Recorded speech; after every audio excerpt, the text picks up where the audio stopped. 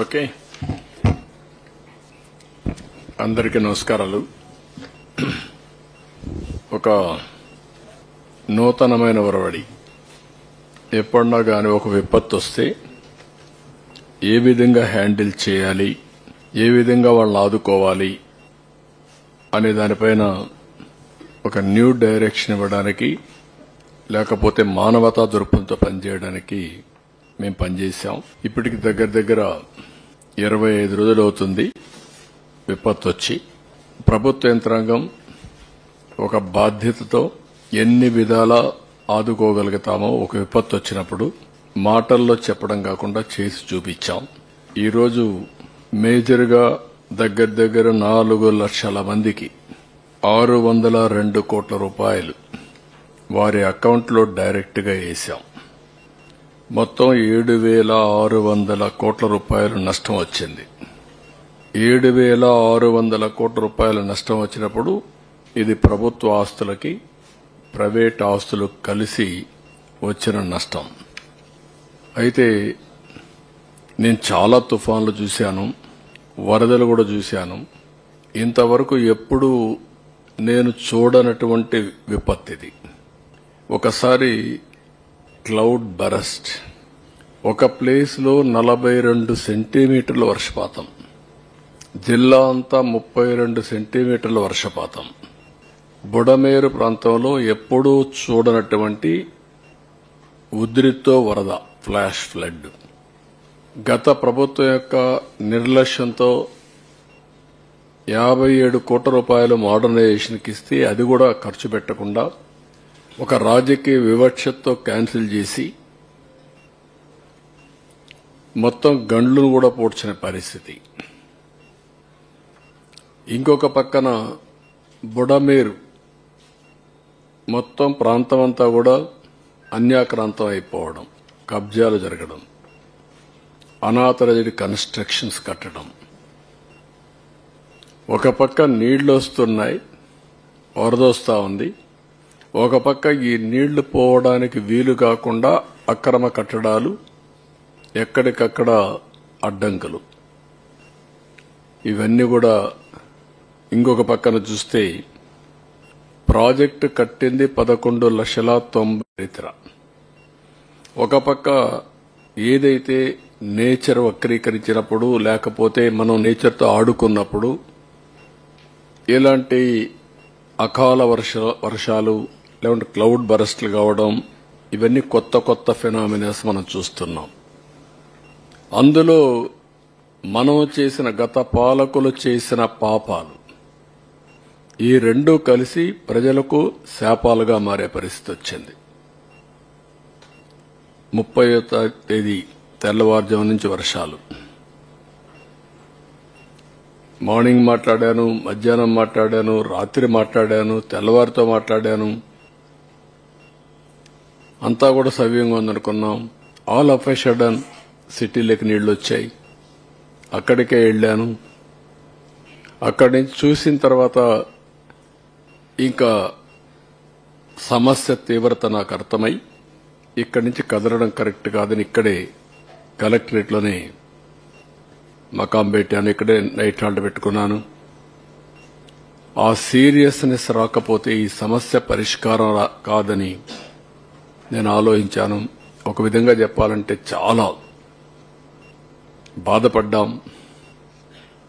మామూలు కష్టం కాదు. ఒక ముఖ్యమంత్రిగా మంచినీళ్లు అడిగితే ఇవ్వలేని పరిస్థితి. అది కూడా పిల్లలకు వాళ్ళు అడిగిన కోరిక కూడా ఏం పెద్ద కోరిక కాదు. 3 రోజుల నుంచి మా పిల్లలు మంచినీళ్లు అడుగుతున్నారు, మేము వాళ్ళకి మంచినీళ్లు ఇవ్వలేకపోతున్నాం, మీరు నీళ్లు పంపిస్తారా? ఆ నీళ్లు పంపించడానికి కూడా సమస్య. అంటే అందరికీ పంపించడానికి ఎన్ని లక్షల బాటిల్స్ తెప్పించి, అందుబాటులో అన్ని పంపించి, నెంబర్ ఆఫ్ బోట్స్ పంపించి, ప్రొక్లైన్స్ పంపించి, ట్రాక్టర్లు పంపించి, కడాన డ్రోన్స్ ఉపయోగించిన కొన్ని ప్రాంతాల్లోకి రీచ్ కాలేని పరిస్థితి. ఇది చాలా ఓసారి బాధేస్తుంది. అనునిత్యం నేను ఇక్కడ ఉండడమే కాకుండా అధికార యంత్రాంగం మొత్తం స్పెషల్ చీఫ్ సెక్రటరీస్తో మొదలుకొని చీఫ్ సెక్రటరీ మొదలుకొని టాప్ పీపుల్ అందరినీ సీనియర్ ఆఫీసర్స్ ని ఒక వార్డుకు పెట్టి జూనియర్ ఆఫీసర్స్ అందరినీ ఐఏఎస్ అందరినీ ఒక్కొక్క సచివాలయానికి పెట్టి టోటల్ గా మానిటర్ చేశాం. ఒక పక్క ఇక్కడ మానిటర్ చేశాం, ఒక పక్క అనిత గారు డిజాస్టర్ మినిస్టర్ ఉంటే రాష్ట్రం అంతా మానిటర్ చేయమని ఆవిడ్ని ఎస్డీఆర్ఎఫ్ లో పెట్టాం. ఇక్కడ అక్కడ చూస్తూ వారు ముందుకు పోయే పరిస్థితి వచ్చింది. ఇమ్మీడియట్ గా ఆల్ కలెక్టర్స్ 3 crores చొప్పున 3 కోట్లు ఇచ్చి వాళ్ళందరినీ ఎక్కడ కూడా ఆర్డర్స్ కు వెయిట్ చేయకుండా ఏది కావాలన్నా ఖర్చు పెడుతూ TR-27 కింద మీరు ముందుకు పోమని చెప్పి వాళ్ళందరికీ ఆదేశాలు ఇచ్చాం. ఈరోజు మీరు చూస్తే ఫస్ట్ నేను ఎంటర్ అయిందే సింగ్ నగర్. అక్కడ చూసిన తర్వాత ఇమ్మీడియట్ గా ఇక్కడికి వచ్చి డీజీ సిఎస్ అందరిని రమ్మని ఆ రోజు రాత్రి నేను అమిత్ షాతో మాట్లాడాను, ప్రధానమంత్రితో మాట్లాడాను, కేంద్రంలో ఉండే హోం సెక్రటరీతో మాట్లాడాను. బై మార్నింగ్ రాత్రికి రాత్రి 6 ఎన్డీఆర్ఎఫ్ టీములు, 40 పవర్ బోట్లు, హెలికాప్టర్లు అన్ని తెప్పించాం. ఎక్కడో లూధియానాలో ఉంటే అక్కడి నుంచి బై ఎయిర్ లిఫ్ట్ చేశారు. అన్ని ప్రయత్నాలు చేసి ఆ రోజు మీరు చూస్తే ఇవన్నీ చేసిన తర్వాత కూడా డ్రోన్స్ అయితే ఒక 150 డ్రోన్స్ వాడాం. ఎప్పటికప్పుడు ఇవన్నీ సమాయత్తం చేయడమే కాకుండా ఆ సమాయత్తం చేసి అన్ని ప్రయత్నాలు చేసి ముందుకెళ్లి గండ్లు పూడ్చాం. కిందికి నీళ్లు పోవడానికి అవన్నీ క్లియర్ చేశాం. ఎప్పుడు కూడా చేయలేదు ఫైర్ ఇంజన్లు ఉపయోగించాం.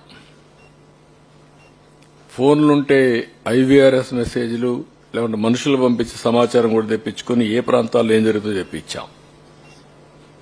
ఈ విధంగా వీధి తిరిగాం. నేనైతే ఒకటికి 4 సార్లు రోజుల వారీగా కూడా తిరిగాను. ఎక్కడైతే డేంజరస్ ఏరియాస్ ఉన్నాయో, క్రిటికల్ ఏరియాస్ ఉన్నాయో అనేక సార్లు తిరిగాను. మంత్రులను తిరిగారు. దీంతో చాలా వరకు ఒక మాటలో చెప్పాలంటే ప్రాణ నష్టాన్ని కాపాడగలిగాం. రెండోది మనోధైర్యాన్ని నింపగలిగాం. ఓసారి డిప్రెస్ అయిపోతా ఉంటాం. ఇంకెవరు మమ్మల్ని కాపాడలేరు అనుకుంటే మనిషి ఆలోచన వేరేగా ఉంటుంది. కాదు మేము ఉన్నాం అని మేము మనోధైర్యాన్ని ఇచ్చాం. ఎక్కడికెక్కడ ముందుకు పోయి ఇవన్నీ చేశాం. అయితే ఇక్కడ చేసిన ఆఫీసర్లు గాని వినూత్నమైన కార్యక్రమాలు, డ్రోన్స్ ఉపయోగించడం, ఫైర్ ఇంజిన్స్ ఉపయోగించడం, 780 దగ్గర ప్రొక్లైన్స్ అని ఉపయోగించడం, 1-2 కాకుండా అన్ని కూడా కొన్ని వేల మంది పనిచేశారు. వేల మంది పనిచేసి మీరు చూస్తే ఒక మ్యాచ్ బాక్స్ ఇస్తే 2,30,000 ఇచ్చాం. ఒక క్యాండిల్స్ 3,50,000 క్యాండిల్స్ డిస్ట్రిబ్యూట్ చేశాం. వాటర్ బాటిల్స్ అయితే 1,14,00,000 వాటర్ బాటిల్స్ డిస్ట్రిబ్యూట్ చేశాం.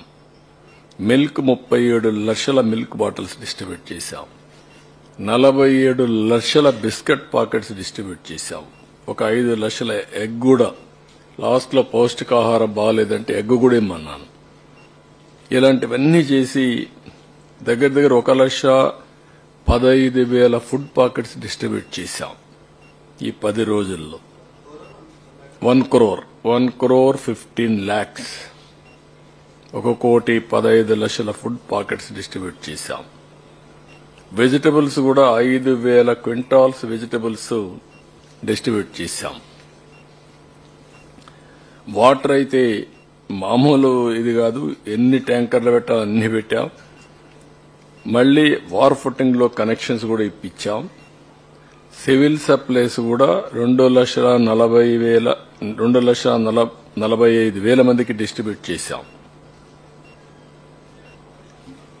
ఫైర్ డిపార్ట్మెంట్ అయితే నేను చెప్పాను దగ్గర 75,000 హౌసెస్ క్లీన్ చేశారు.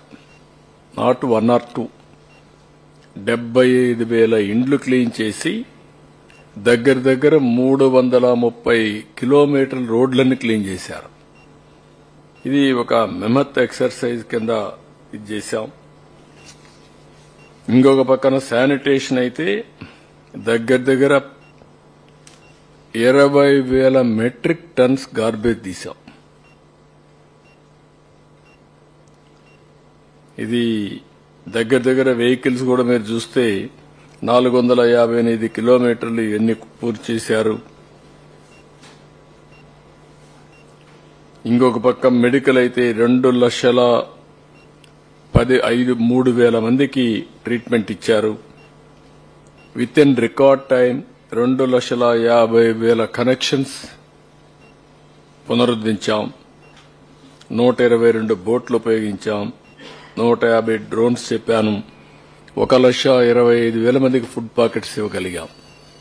ఈ అనుభవంతో ఇప్పుడు ఎప్పుడైనా సరే రేపు ఇలాంటి వరదలు వస్తే ప్రోగ్రామింగ్ చేయగలిగితే నేరుగా ఫుడ్ పాకెట్స్ అన్ని ఆటోమేటిక్గా వాళ్ళ బిల్డింగ్ మీదకి పంపించేస్తాం. ఇంకా ఆ ప్రాబ్లం ఉండదు. అంటే ఒక న్యూ ఇన్నోవేషన్ కు దారి తీసింది. కనీసం ఫుడ్, వాటర్, మెడిసిన్ ఎవరికి కావాలన్నా మనం పంపించే పరిస్థితి వస్తుంది. That also will do it. 47 డెత్లు జరిగాయి. ఇవన్నీ కూడా చేసిన తర్వాత ఈరోజు మీరు చూస్తే మొట్టమొదటిసారిగా నేను చాలాసార్లు సీఎం రిలీఫ్ కూడా అనౌన్స్ చేసేవాళ్ళం. ఫస్ట్ టైం ఈ రోజుటికి 400 కోట్ల రూపాయలు సీఎం రిలీఫ్ కి డబ్బులు వచ్చింది. దాతల్ని మనస్ఫూర్తిగా అభినందిస్తున్నా, వాళ్లకు పాదాభివందనం చేస్తున్నా. ఎందుకు ఈ మాట చెప్తున్నానంటే ఒక స్ఫూర్తి. వాళ్ళు ఇచ్చిన డబ్బులు కాదు, వాళ్ళు చూపించిన చొరవ, వాళ్ళు ఏ విధంగా ఈ యొక్క సమస్య పైన మానవతా దృక్పథంతో స్పందించారంటే వీల్ చైర్లో వచ్చి డబ్బులు ఇచ్చారు. ఇంట్లో వాళ్ళ సహాయంతో వచ్చి డబ్బులు ఇచ్చారు. అమెరికాలో పనిచేసే వాళ్ళు ఇంటి వాళ్ళకి చెప్పి మీరు డైరెక్ట్ గా నేరుగా తీసుకుపోయి డబ్బులు ఇమ్మని చెప్పి వచ్చారు.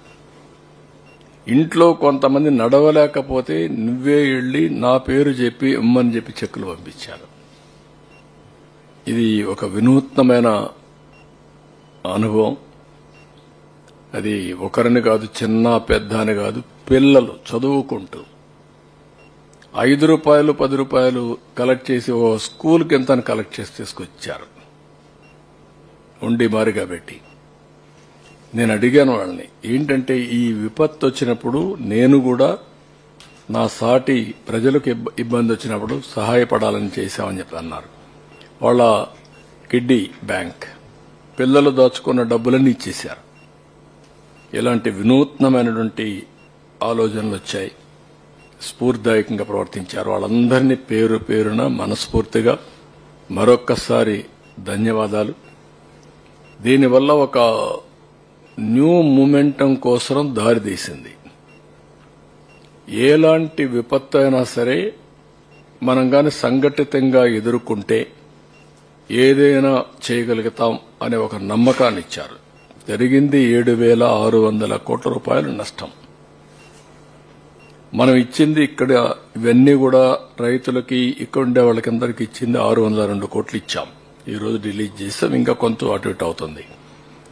కానీ 400 కోట్ల రూపాయలు దీంట్లో దాతలే ఇవ్వగలిగారనేది ఒక హిస్టారికల్. మొత్తం మన దగ్గర ఉండే డబ్బులన్నీ కూడా ఈరోజు రాష్ట్రంలో ప్రజలు కూడా అర్థమైంది. గవర్నమెంట్ ఒకటే కాదు, గడిచిన 5 సంవత్సరాల్లో ఈ గడిచిన పాలకులు చేసినటువంటి దోపిడీ గాని, విధ్వంసం గాని, ఖజానా ఖాళీ అయిపోవడం గాని అన్ని కూడా చూసిన తర్వాత వాళ్లే స్వచ్ఛందంగా ముందుకు వచ్చే పరిస్థితికి వచ్చారు. అదే మరి ఇంకొక పక్కన మీరు చూస్తే ఎప్పుడూ చరిత్రలో కని విని ఎనుగరండి ప్యాకేజ్ ఇచ్చాం. ఆర్థిక వెసులుబాటు లేదు, కానీ కేంద్రంలో ఉండే డిజాస్టర్ ఫండ్ కూడా వాళ్ళు ఇచ్చే డబ్బులు కూడా అద్దులున్నాయి. కానీ ప్రాక్టికల్ గా ఉండాలనే ఉద్దేశంతో మనం ముందుకు పోయాం. ఉధూద్, తిత్లీ, దానికంటే కూడా ఇది బెటర్, ఇది ఇచ్చాం. జీవో నెంబర్ 12 రిలీజ్ చేశాం. 16 జిల్లాలు ఎఫెక్ట్ అయినాయి.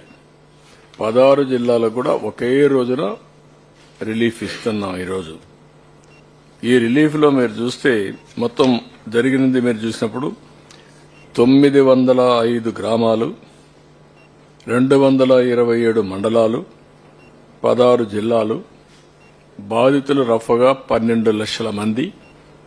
అందులో నష్టం జరిగి నష్టపరిహారం ఇచ్చేది 4 లక్షల మంది. ఇంకొక పక్కన మొత్తం ఈ సీక్వెన్స్ లో చనిపోయిన వాళ్ళు 74, ముందు చెప్పింది ఇక్కడ చనిపోయిన వాళ్ళు మొత్తం చనిపోయిన వాళ్ళు 74, 5 లక్షల మంది వారికి ఇచ్చాం. చనిపోయిన పశు సంపద 1562. రాష్ట్రం మొత్తం మునిగిన ఇండ్లు 1,18,070. పరిహారం 215 కోట్లు. విజయవాడ మొత్తం ముంపు నివాసాలు 78,558. పూర్తిగా మునిగిన గ్రౌండ్ ఫ్లోర్ హౌసెస్ వరకు 64,799. అదే మరి గ్రౌండ్ ఫ్లోర్ లో ఇండ్లకు 25,000 రూపాయల చొప్పున ఇచ్చాం. 161 కోట్ల 99 లక్షలు. విజయవాడలో 1 ఆ పైన అంతస్తులు చిన్న పెద్ద అని వ్యత్యాసం చూడలేదు. అందరికి కూడా 10,000 ఇచ్చాం. అవి 13,759. 13 కోట్ల 76 లక్షలు ఖర్చు అయింది. ఇంకొక పక్కన చనిపోయిన వారికి పశువులకు అన్నిటి కలిపి 6 కోట్ల 83 లక్షలు ఇచ్చాం. మొత్తం 44,402 ద్విచక్ర వాహనాలు 3,000 చొప్పున 13.32 కోట్లు ఆర్థిక సహాయం చేశాం. 4,348 ఆటోలకి 10,000 రూపాయల చొప్పున 4 కోట్ల 34 లక్షలు ఇచ్చాం. 1,243 తోపుడు బండ్లకి 20,000 చొప్పున 2 కోట్ల 48 లక్షలు ఇచ్చాం. 5,181 కిరాణా షాపులు, హోటల్స్, చిన్న హోటల్స్ 25,000 చొప్పున 12 కోట్ల 97 లక్షలు ఇచ్చాం. 2,500 స్మాల్ ఇండస్ట్రీస్, ఎంఎస్ఎంఈలు ₹1,00,000 వాళ్ళకందరికి కూడా 50,000 చొప్పున 12 కోట్ల 50 లక్షలు ఇచ్చాం. 469 పరిశ్రమలకి 1,00,000 చొప్పున నష్టం జరిగిందని బట్టి 12 కోట్ల 50 లక్షలు ఇచ్చాం. దెబ్బతిన్న 469 పరిశ్రమలకు 1,00,000 చొప్పున 4 కోట్ల 69 లక్షలు ఇచ్చాం. 197 పెద్ద పరిశ్రమలకు 1,50,000 రూపాయల చొప్పున 2 కోట్ల 95 లక్షల రూపాయలు ఇచ్చాం. పంట నష్టం మొత్తం 1,12,345 హెక్టార్లలో 22 రకాల వ్యవసాయ పంటలకు 278 కోట్లు ఇస్తున్నాం. ఇంకొక పక్కన 9,236 హెక్టార్లలో హార్టికల్చర్ పంటకు నష్టపరిహారం 32 కోట్ల 67 లక్షలు ఇస్తున్నాం. ఇక్కడ మీరు ఒకసారి చూస్తే ఎప్పుడు కూడా టౌన్స్ లో పెద్దగా డబ్బులు ఇచ్చేవాళ్ళు కాదు, తూతూ మంత్రంగా ఉండేది.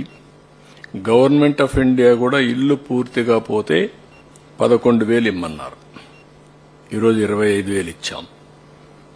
మొదటి అంతస్తు అవన్నీ ఏదైనా ఉంటే పని పోతే ఒక 5,000 ఇమ్మనేవాళ్ళు, అది కూడా ఇచ్చేవాళ్ళు కాదు, 2,000 ఇచ్చేవాళ్ళు.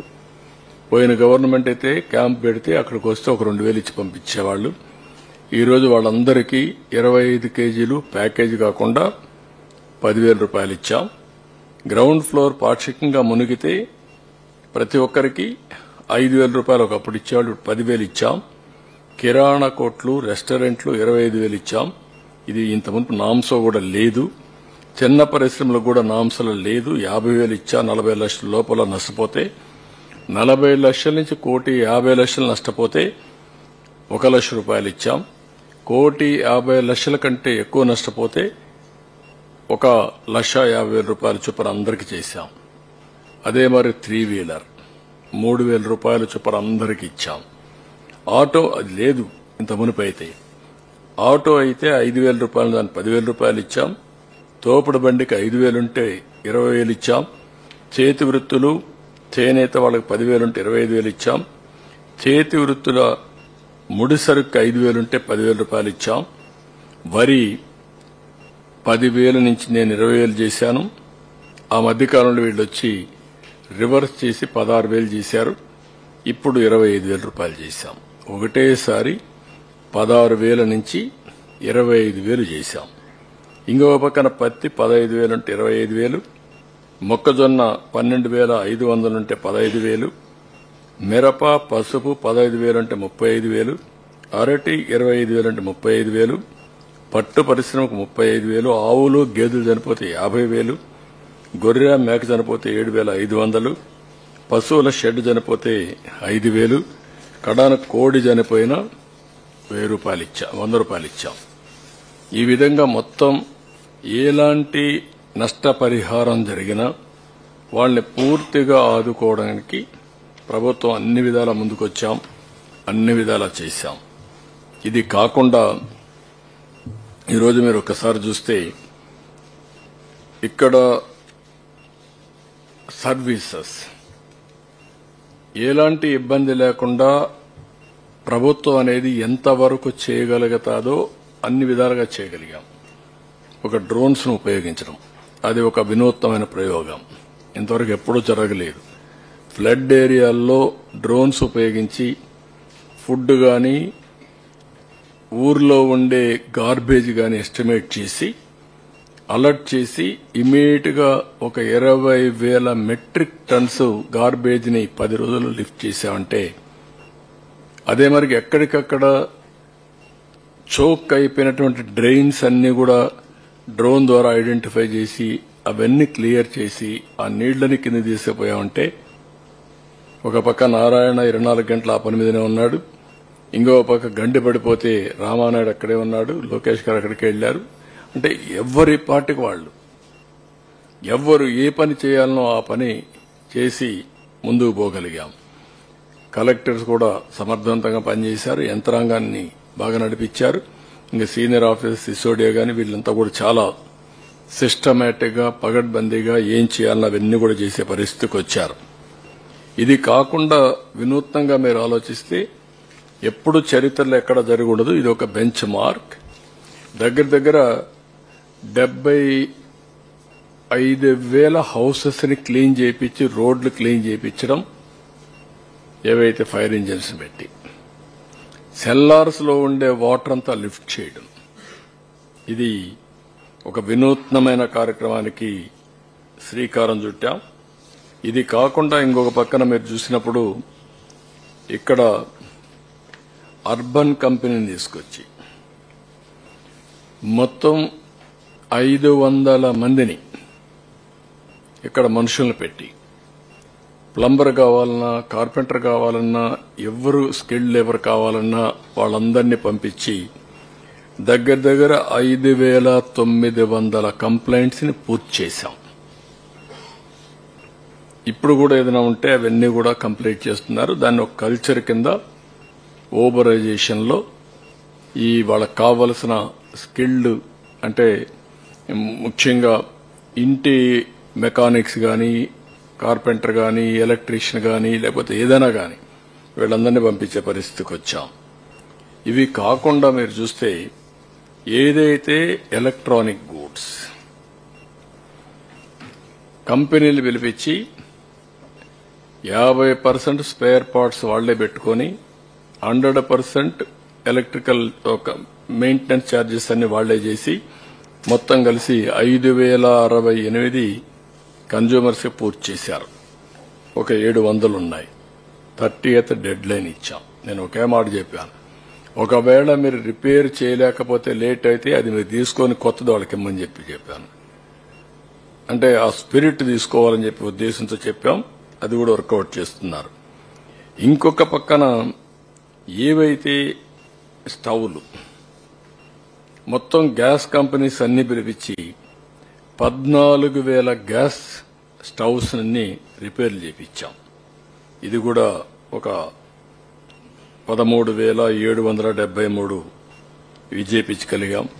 ఇది కూడా కంప్లీట్ చేశాం. అంటే సర్వీసెస్ లో ఎప్పుడూ ఎవ్వరూ ఊహించిన విధంగా సర్వీస్ అన్ని చేశాం. ఇంకొక పక్క ఇన్సూరెన్స్ కంపెనీస్ అందరినీ పిలిపించాం. All insurance companies, regulatory authority, bankers ముగ్గురిని పెట్టి మొత్తం వర్కౌట్ చేశాం. అది కూడా క్లెయిమ్స్ అన్ని కూడా ఆల్మోస్ట్ ఆల్ 30th క్లోజ్ కావాలి. కొన్ని క్లెయిమ్స్ మాత్రం ఎక్సీడ్ అవుతున్నాయి.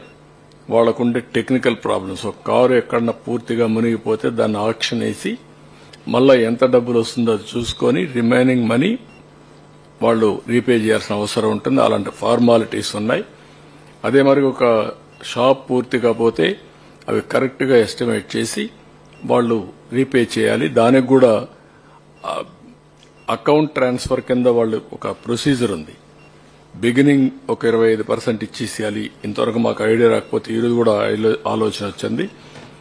ఒక్కసారి సర్వేర్ పోయి చూసిన తర్వాత ఒక 50% రిలీజ్ చేసేయడం, తర్వాత మిగిలిన సెటిల్మెంట్ అవుతాను 100% ఇవ్వడం. దీనివల్ల వాళ్ళందరికీ ఎక్కడా ఇబ్బంది లేకుండా సెటిల్మెంట్స్ అయిపోతాయి. వ్యాపారం కూడా చేసుకోవడానికి అవకాశం ఉంటుంది. అది కూడా పెట్టాం. ఈ విధంగా మీరు ఒకసారి ఆలోచిస్తే 1-2 కాదు, ఓసారి టెక్నికల్ పాయింట్స్. బ్యాంకర్ ఒక అకౌంట్ రాస్తాడు, ఒక అడ్రస్ రాస్తాడు. ఓసారి తెలుసో తెలియకుండా ఇన్సూరెన్స్ కంపెనీ ఇంకొక పేరు రాస్తాడు, అడ్రస్ రాస్తాడు. కాబట్టి ఈ 2 వేరేని అవాయిడ్ చేసే పరిస్థితికి వచ్చారు. 2 కూడా నోటిఫై చేసి కరెక్ట్ చేసి మళ్ళా వాళ్ళందరికీ ఇమ్మన్నాం. ఈ విధంగా చిన్న చిన్న ఇష్యూస్ అన్ని కూడా తీసుకొని ముందుకు పోతున్నాం. ఈ రోజు ఇక్కడికి వచ్చినప్పుడు దగ్గర 500 కోట్ల రూపాయలు రీషెడ్యూల్మెంట్ గాని, కన్జంప్షన్ లోన్స్ గాని. కన్జంప్షన్ లోన్స్ చిన్నవన్నీ కూడా 25,000 ఇమ్మన్నాం. పెద్దవన్నీ కూడా 50,000 కూడా కన్జంప్షన్ లోన్స్ ఇమ్మని చెప్పి చాలా స్పష్టంగా ఆదేశాలు ఇచ్చాం. ఇవన్నిటి వల్ల చాలా వరకు ఈరోజు మీరు చూస్తే ఒక రిలీఫ్ ఇవ్వడానికి మాకు ఎన్ని విధాల అవకాశం ఉందో అన్ని విధాల ఇచ్చాం. ఇంకొక పక్క గవర్నమెంట్ లో ఈ రోజు చెప్పి డ్రైవింగ్ లైసెన్సెస్, ఆర్సీలు పోయినా, ఆధార్ కార్డు పోయినా, బర్త్ సర్టిఫికేట్ పోయినా, డెత్ సర్టిఫికేట్ పోయినా, క్యాస్ట్ ఇన్కమ్ సర్టిఫికేట్స్ ఇవన్నీ ఫ్రీగా మళ్ళా ఇవ్వాలి.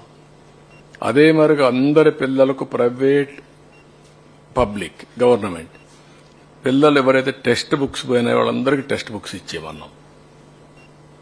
ఈ విధంగా మొత్తం ఒక టైం బౌండ్ ప్రోగ్రాం పెట్టి 30th లోపల రాష్ట్రం మొత్తం డిస్ట్రిబ్యూషన్ అవుతుంది. ఈ రోజే మీరు ఒకసారి చూస్తే మేము అందరి ఇవన్నీ లిస్టులన్నీ సచివాలయంలో పెట్టాం. వాళ్ళకు డైరెక్ట్ గా మెసేజ్ పంపించాం. ట్రాన్స్పరెంట్ గా చేస్తున్నాం. ఇవి కాకుండా నిన్న మొన్న ఒక 13,000 మంది మళ్లీ 17,000 మంది కంప్లైంట్స్ పెట్టారు మాకు రాలేదని. ఒక 4,000 మంది డూప్లికేషన్స్ ఉన్నాయి, తీసేస్తే 13,000 ఉన్నారు. ఈ 13,000 మంది రేపు ఎల్లుండి ఒకసారి వెరిఫై చేస్తాం. ఎందుకు రాలేదో కూడా ఎక్స్ప్లెయిన్ చేస్తాం. ఎలిజిబిలిటీ ఉంటే వాళ్ళకు కూడా ఇస్తాం. నేను ఆ రోజు ఒకే మాట చెప్పాను. ఈ రోజు మీటింగ్ పెట్టింది లాస్ట్ పర్సన్ చివరి వరకు ఎవ్వరికి అన్యాయం జరగకుండా చేసిన తర్వాతనే ఇక్కడి నుంచి వదిలిపెట్టి వెళతారని చెప్పి చాలా స్పష్టంగా చెప్పాను. దాని ప్రకారం ఈరోజు మళ్ళా మీటింగ్ పెట్టి ఈ 13,000 కూడా సెటిల్ చేయాలి. అదే సమయంలో ఈ సర్వీస్ ఆర్గనైజేషన్స్ కూడా కంప్లీట్ చేయాలి. బ్యాంకర్స్, ఇన్సూరెన్స్ కంపెనీస్ కూడా కంప్లీట్ చేయాలి.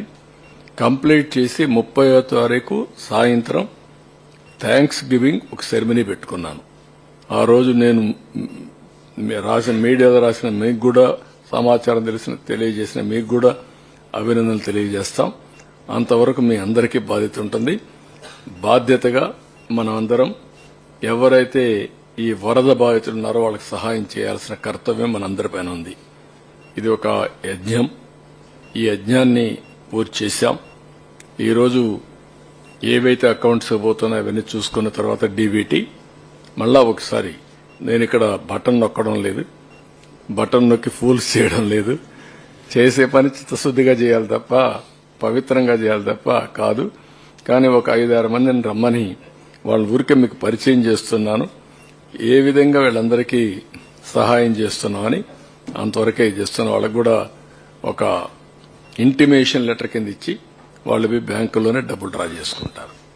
కాబట్టి మీకు ఏదైనా డౌట్స్ అడగండి, లేకుంటే వాళ్ళు పిలిపించి ఒక్కొక్కరిని ఇంట్రడ్యూస్ చేస్తాం. వాళ్ళు కూడా ఒక నిమిషం వాళ్ళు మాట్లాడతారు, వాళ్ళ అనుభవాలు చెప్తారు.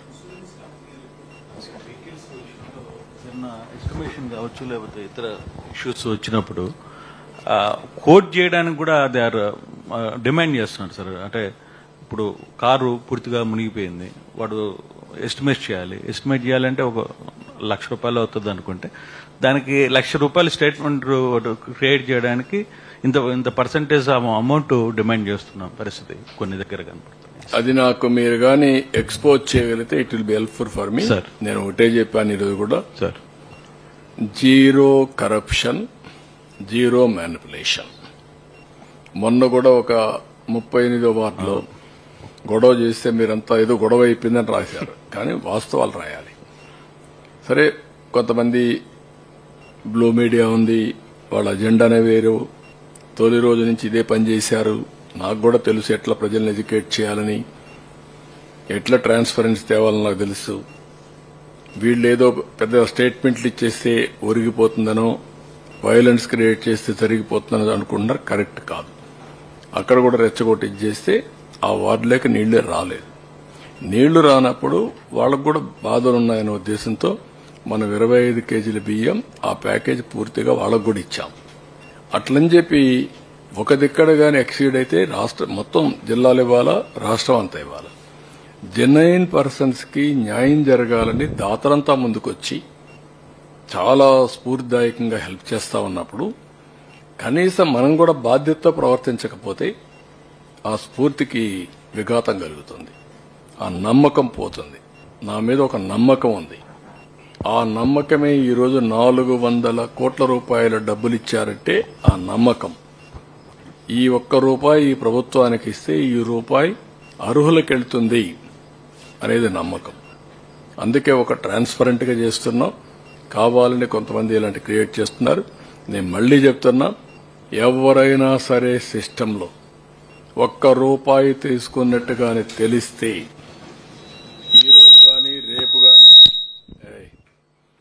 ఈ రోజు గాని రేపు గాని ఎల్లుండి గాని మళ్ళా మిమ్మల్ని అందరినీ వదిలిపెట్టే పరిస్థితి ఉండదు. మీరు ప్రైవేట్ ఆర్గనైజేషన్ కావచ్చు, గవర్నమెంట్ ఆర్గనైజేషన్ కావచ్చు, ఇది చాలా జాతి ద్రోహం అవుతుంది. ఎవ్వరూ అలాంటి పనులకు ఉడిగట్టద్దండి. ఎవరన్నా అలాంటి తప్పుడు పనులు చేస్తే కరెక్ట్ చేసుకొని తిరిగి ఇచ్చేసేయండి. అది కూడా చెప్తాను. I'm very clear on that. ఎవరిని వదిలిపెట్టండి.